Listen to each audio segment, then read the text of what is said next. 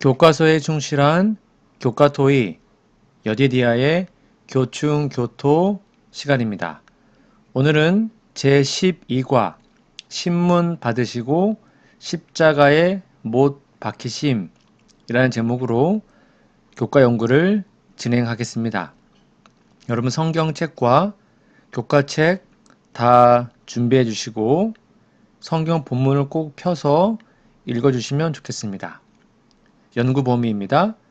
마가복음 15장 전체, 누가복음 13장 1절, 시편 22편 18절, 요한복음 20장 24절에서 29절, 요한복음 1장 1절에서 3절, 다니엘 9장 24절에서 27절 말씀입니다.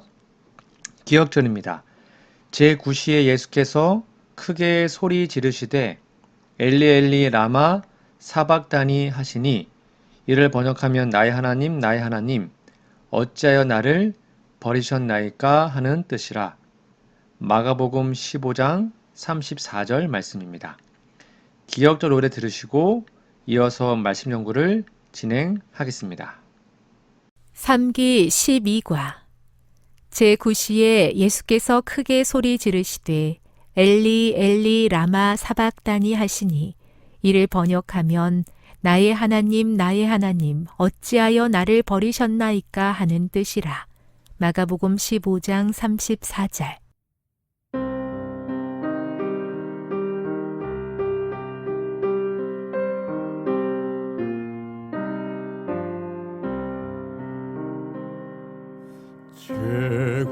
제9시에 예수께서 크게 소리 지르시되 엘리 엘리 라마 사박다니 하시니 이를 번역하면 나의 하나님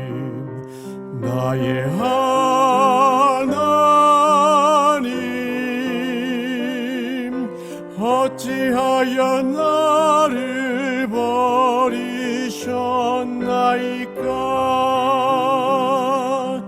하는 뜻이라.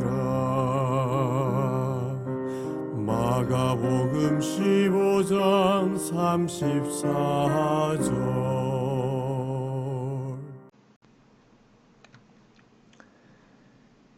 9월 15일 일요일입니다.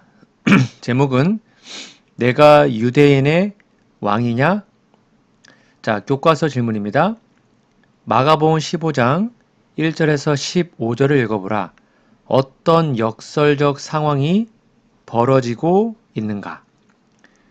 자, 교과서 질문해 보시면 마가복음 15장 1절에서 15절에는 예수님께서 빌라도 앞에 서게 되는 장면이 기록되어 있는데요. 여기에서 벌어지는 상황은 매우 역설적입니다. 몇 개만 살펴볼게요. 바로 의로우신 예수님과 죄인 중의 죄인인 바라바의 대조입니다.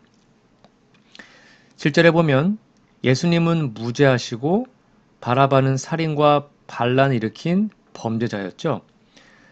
그런데 백성들은 오히려 무죄 예수님을 십자가에 못 박으라고 외치고 바라바는 풀어달라고 요구합니다. 11절에 나옵니다. 즉 죄 없는 분이 정죄를 받고 죄인이 풀려나는 상황이 매우 모순적입니다. 그리고 빌라도의 갈등입니다. 10절에 보면 빌라도는 예수님이 무죄하다는 것을 알았습니다.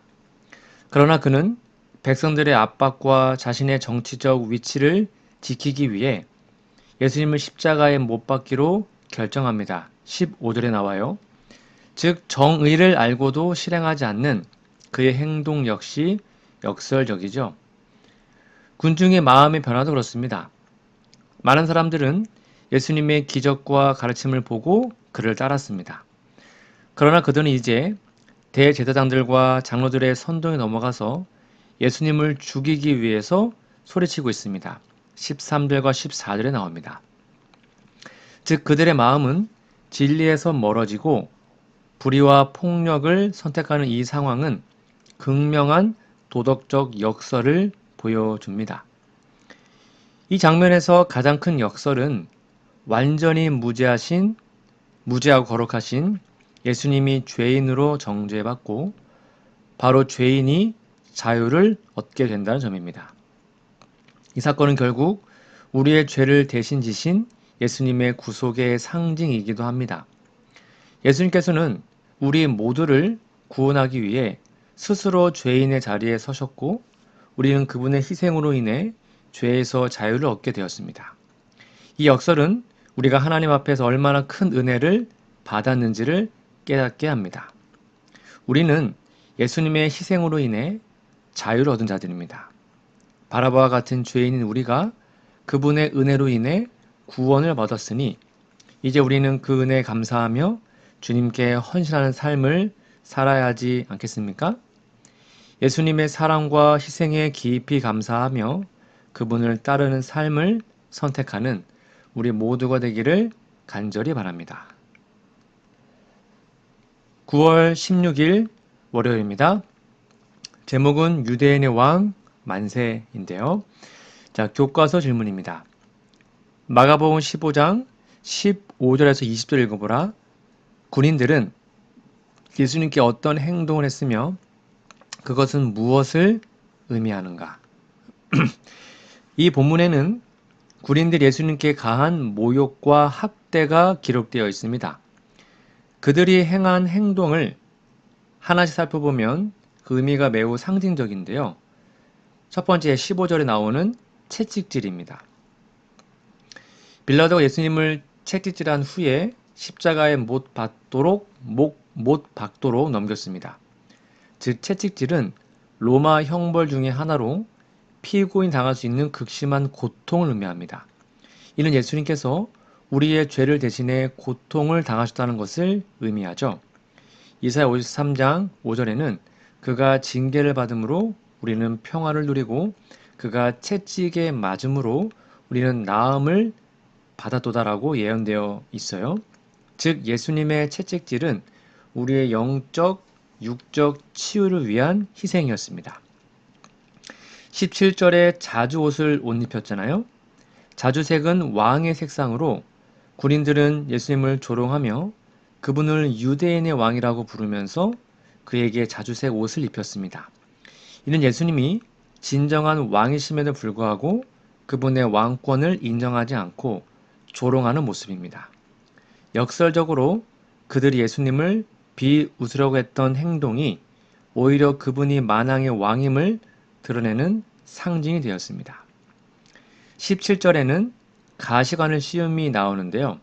가시로 만든 관을 예수님의 머리에 씌운 것은 왕의 관을 패러디한 모욕이었죠.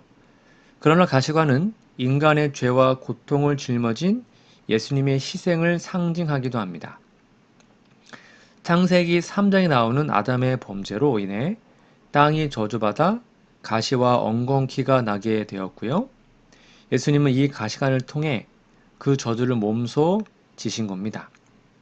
그리고 18절과 19절에는요. 경배하는 척을 하죠. 그들은 예수님에게 유대인의 왕이여 편안할지어다라고 말하면서 그 머리를 치고 침을 뱉었습니다. 이것은 완전한 조롱이었지만 예수님은 고요히 그 모욕을 참으셨습니다. 예수님은 비웃음 속에서도 자신의 왕권과 구속의 사명을 잃지 않으셨습니다. 이는 그분의 겸손과 사랑을 보여줍니다. 그리고 19절에는 무릎을 꿇었습니다. 그들이 무릎을 꿇고 경배하는 척한 행동도 역시 조롱이었죠. 그러나 진정한 의미에서 예수님은 온 세상이 경배해야 할 구원자이십니다.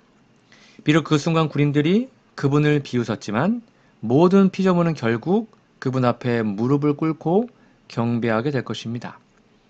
이 모든 행동은 예수님을 비웃고 조롱하려는 의도로 이루어졌지만 아이러니하게도 그들은 예수님의 진정한 신분을 상징적으로 드러내고 있습니다. 즉 예수님은 조롱받는 왕으로서 세상 죄를 대신 지셨고 십자가에서 궁극적인 승리를 이루셨죠. 우리의 죄를 짊어지신 예수님은 그 고난을 통해 우리를 구속하셨습니다. 이 장면을 통해 우리는 예수님이 당하신 고난과 조롱이 단순한 모욕이 아니라 우리를 위한 구원의 과정임을 깊이 깨닫게 됩니다. 예수님께서는 왕으로서 우리를 사랑하셨고 그 사랑으로 인해 모든 수치를 감당하셨습니다. 이제 우리도 그분의 사랑을 기억하며 우리의 삶을 그분께 드리기를 결단합시다. 그분이 우리를 위해 모든 것을 주셨으니 우리도 그분께 우리의 마음과 헌신을 온전히 바칩시다. 9월 17일 화요일입니다. 제목은 십자가. 자, 교과서 질문입니다. 마가복음 15장 21절에서 38절을 읽어보라. 어떤 끔찍하고 고통스러운 역설이 나타나는가? 이 본문에는 예수님의 십자가의 처형 장면이 기록되어 있습니다. 이 장면에서 나타나는 역설은 그분의 끔찍한 고난 속에 담긴 깊은 구속의 의미를 드러냅니다. 몇 가지 중요한 역설을 살펴볼게요. 첫 번째, 죽음을 통한 생명의 구속입니다. 예수님 십자가에서 극심한 고통을 겪으시고 죽음을 맞이했습니다. 그러나 이 죽음은 오히려 모든 인류에게 영원한 생명을 가져다주는 도구가 되었죠. 예수님의 죽음은 인류가 하나님과 화목하게 되는 길을 열어주셨고 그분의 희생은 우리가 생명을 얻는 기초가 되었습니다. 인자가 온 것은 섬김을 받으려 함이 아니라 도리어 섬기려 하고 자기 목숨을 많은 사람의 대속물로 주려 함이다라고 말씀하셨죠. 이 말씀처럼 예수님의 죽음은 모든 사람을 위한 구속의 대가였던 것이죠. 두 번째, 조롱 속에 감추어진 진리입니다. 29절에서 사람들이 예수님을 조롱하며 내가 성전을 헐고 사흘 만에 짓겠다더니 십자가에 내려와 내 자신을 구원하라고 말합니다. 이는 예수님의 능력과 사역을 불신하는 비웃는 말이었지만 사실 그들은 예수님의 예언을 실현시키고 있는 것이었습니다. 예수님은 십자가에서 죽으신 후에 3일 만에 부활하실 것이며 그를 통해 하나님과의 새로운 성전이 세워질 겁니다. 그들은 예수님을 조롱하면서도 역설적으로 그분의 구속 계획이 이루어진 과정에 동참하고 있었던 겁니다. 세 번째는 구원의 왕이 처형을 당한 것인데요. 26절에 유대인의 왕이라는 죄패가 십자가에 달렸습니다. 예수님은 사실상 만왕의 왕이시며 하나님의 아들이시지만 그분은 군중과 종교 지도자들의 손에 의해서 가장 수치스러운 방법으로 처형되었죠. 진정한 왕이 그분의 백성을 구원하기 위해 스스로 낮아지고 죽음을 택하신 겁니다. 이 역설은 빌립보서 2장 8절에서 9절에 잘 나타나 있습니다. 사람의 모양으로 나타나셨음에 자기를 낮추시고 죽기까지 복종하셨으니 곧 십자가에 죽으심이라. 그러므로 하나님이 그를 지극히 높여 모든 이름 위에 뛰어난 이름을 주사라고 말씀하셨죠. 네 번째는 하나님의 아들이 버림을 받은 겁니다. 34절에 예수님은 엘리 엘리 라마 사박단이라고 외치시며 하나님께 버림받았다는 고통을 표현하십니다. 하나님의 아들이신 예수님께서 하나님으로부터 버림받는 이 끔찍한 순간은 그분이 우리의 죄를 온전히 짊어지셨기 때문에 일어났습니다. 우리 대신 그분이 죄의 값을 치르셨고 그로 인해 우리는 더 이상 하나님께 버림받지 않게 되었습니다. 예수님의 절규는 우리의 죄로 인해 겪으신 분리의 고통을 상징하지만 그분의 희생으로 우리는 하나님과 다시 화목하게 되었습니다. 마지막으로 성소 휘장이 찢어졌습니다. 38절에서 성소 휘장이 위에서 아래로 찢어졌잖아요. 이 휘장은 하나님과 인간 사이의 분리를 상징했는데 예수님의 죽음으로 인해 그 분리가 제거된 겁니다. 이제 우리는 예수님의 희생을 통해 하나님께 직접 나아갈 수 있게 되었습니다. 예수님의 죽음은 단순한 끝이 아니라 새로운 시작이었으며 인류와 하나님 사이의 구속의 길을 열어주는 사건이었던 것이죠. 십자가에서 벌어진 이 끔찍한 역사를 통해 우리는 예수님의 놀라운 사랑과 희생을 다시금 깨닫게 됩니다. 그분은 가장 낮은 자리에 오셔서 우리의 죄를 대신 지셨고 그분의 죽음은 우리에게 생명을 가져다 주었습니다. 예수님의 십자가는 단순한 고통이 아니라 우리를 위한 구원의 상징입니다. 이제 우리는 그분의 사랑에 감격하며 그 희생을 헛되지 않게 하고 주님을 따르는 삶을 살아야 하지 않겠습니까? 우리의 죄를 대신 짊어지신 예수님께 깊은 감사와 헌신으로 나아가기를 간절히 바랍니다. 9월 18일 수요일입니다. 제목은 하나님에게서 버림받음. 자, 교과서 질문입니다. 마가복음 15장 33절에서 41절 읽어보라. 마가복음에 기록된 예수님이 십자가 위에서 하신 유일한 말씀은 무엇인가? 그리스도의 죽음은 궁극적으로 우리에게 무엇을 의미하는가? 자, 이 본문에서 예수님께서 십자가 위에서 하신 말씀은 34절에 나와 있어요. 엘리 엘리 라마 사박다니. 번역하면 나의 하나님 어찌하여 나를 버리셨나이까라는 뜻입니다.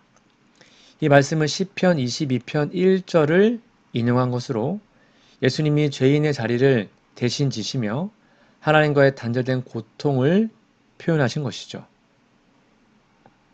이 말씀을 통해 우리는 그분이 얼마나 깊은 고통 속에서 우리의 죄를 감당했는지를 알 수 있습니다.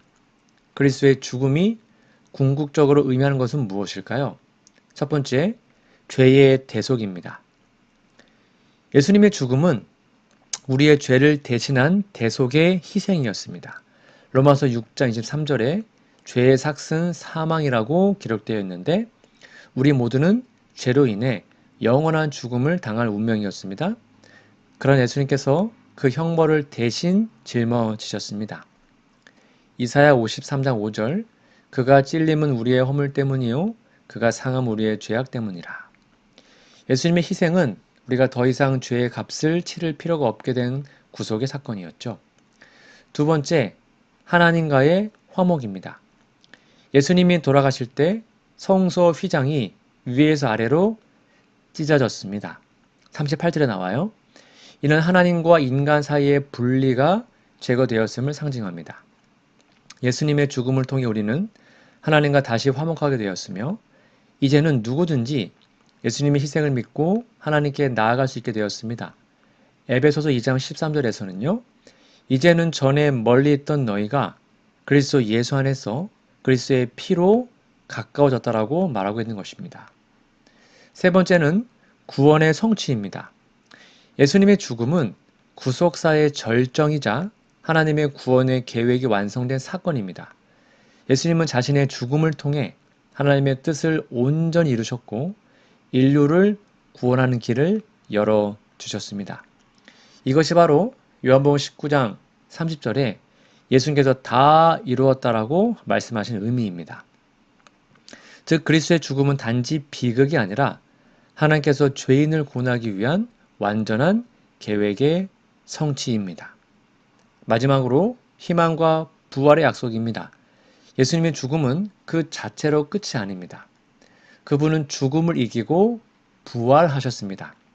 따라서 예수님의 죽음은 단지 슬픔이 아닌 부활의 소망을 내포하고 있습니다.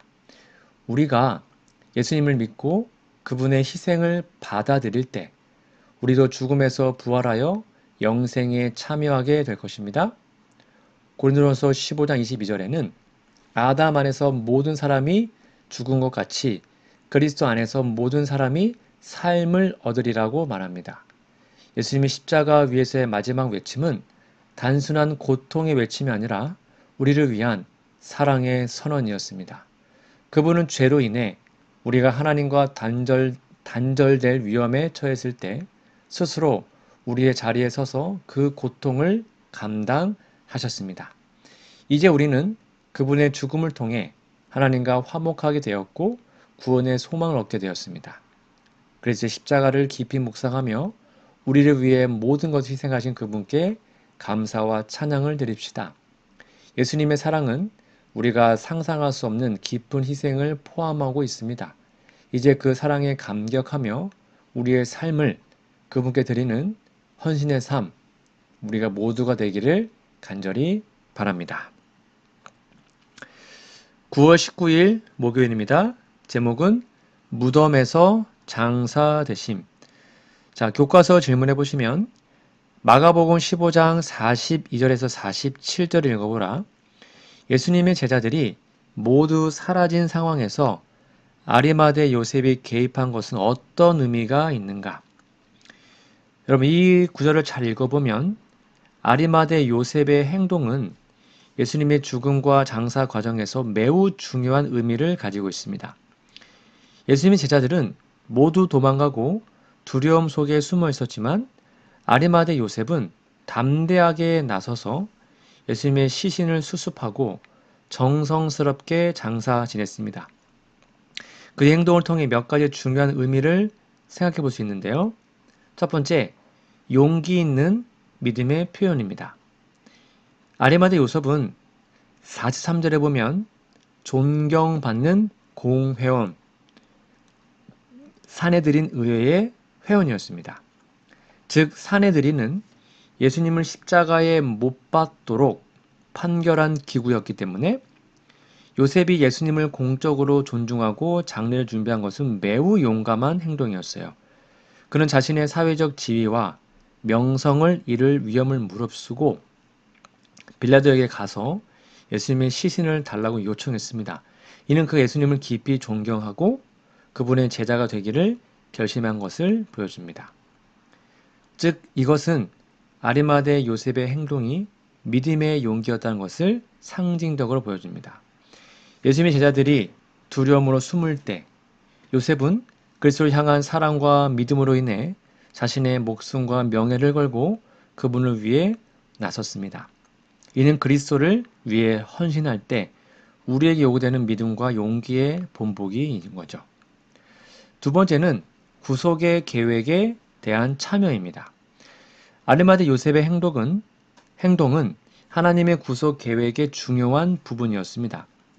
이사야 53장 9절에 예수님께서 악인들과 함께 그 무덤이 있으며 그 죽으심에 부자와 함께 있었다라고 예언되었듯이 요셉은 부유한 사람이었고 그의 새로운 무덤에 예수님을 모셨습니다.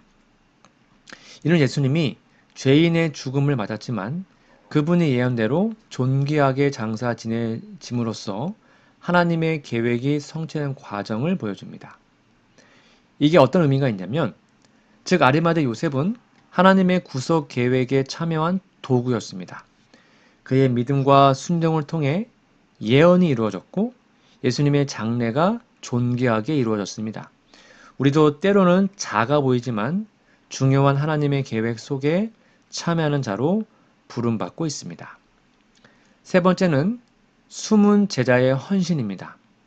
요한복음 19장 33절에 따르면 아리마대 요셉은 이전에 예수님의 제자였으나 유대인들이 두려워 그것을 드러내지 않았다고 기록하고 있습니다. 그런 예수님이 돌아가신 후에 요셉은 더 이상 숨지 않고 공개적으로 예수님의 제자임을 밝히며 그분을 섬기는 헌신을 보여줍니다. 이는 그가 더 이상 두려움 속에 살지 않고 믿음으로 용감하게 행동하게 된 변화된 모습을 보여주는 것이죠. 요셉의 변화는 믿음이 두려움을 이겨내고 결국에는 공개적인 헌신으로 나아가야 함을 가르쳐 줍니다. 그리스도를 따르는 자들은 때로는 세상에서 불리한 위치에 놓일 수 있지만 믿음을 통해 끝까지 그분을 따르고 섬겨야 합니다. 아리마대 요셉의 행동은 예수님께 대한 깊은 사랑과 헌신의 표현이었습니다. 그는 자신의 모든 것을 걸고 예수님의 장례를 준비함으로써 하나님의 구속 계획에 참여했고 자신의 믿음을 세상 앞에 당당히 드러냈습니다. 우리도 그리스도를 따르는 제자로서 언제나 용기와 믿음으로 헌신의 삶을 살아야 하지 않겠습니까? 세상의 비난이나 두려움에 굴복하지 않고 예수님을 향한 우리의 믿음을 담대하게 나타내며 그분을 위해 우리의 삶을 바칠 수 있게 되기를 간절히 바랍니다. 오늘은 제12과 신문 받으시고 십자가에 못 박히심이라는 제목으로 하나님 말씀을 함께 나눴습니다. 여러분, 성경책 본문 연구 범위를 꼭 펴서 읽어주시고 기억절도 외워주시면 감사하겠습니다. 다음 주에는 벌써 13과 마지막 안식일인데요. 신문 받으시고 십자가에 못 박히심이라는 제목으로 다음 주에 교과 공부를 진행하도록 하겠습니다. 다음 주까지 건강하시고요. 우리 기도하고 마치겠습니다. 하늘의 신 아버지, 잘못된 결정으로 고민하고 어려움을 겪습니다. 환경과 다양한 어려움이 우리 가는 길을 흔들 때가 많습니다. 어떤 일에도 우리의 마음을 온전하게 정직하게 지켜주시기를 기도합니다. 주님을 의지하고 믿음에서 벗어나지 않게 도와주옵소서. 삶 속에서 고통과 수치를 겪으며 나쁜 충동을 느낄 때도 많습니다. 악마 같은 조롱과 멸시에도 묵묵히 인내하시고 십자가를 지신 예수님을 생각하게 도와주옵소서. 오직 주님을 생각하고 따르며 만왕의 왕에게 합당한 영광을 돌리게 하옵소서. 십자가에 달린 예수님이 나의 주님이시고 왕이시며 하나님의 아들이십니다. 가슴 아픈 사실이지만 겸손하게 주님의 사랑과 은혜를 찬양하며 고백합니다. 주님의 십자가를 헛되게 밟지 않게 도와주시고 가슴에 깊이 간직하게 하옵소서. 십자가 고난을 통해서 모든 약속과 소망을 주심을 감사합니다. 우리는 고통 가운데 좌절하여 때로는 소망이 없는 것처럼 낙심할 때가 많습니다. 인간이 악한 계획을 행할 때도 하나님은 그 뜻을 이루심을 잊지 않게 도와주옵소서. 그분을 장사 지낸 아리마대 요셉의 믿음을 보게 하셔서 감사합니다. 어쩌면 요셉처럼 보이지 않는 곳에 있을 수 있지만 어려운 때 진정한 믿음이 드러나듯이 우리의 믿음도 진정한 행동으로 나타날 수 있는 믿음이 될 수 있도록 도와주시옵기를 예수님의 이름으로 간절히 기도합니다. 아멘.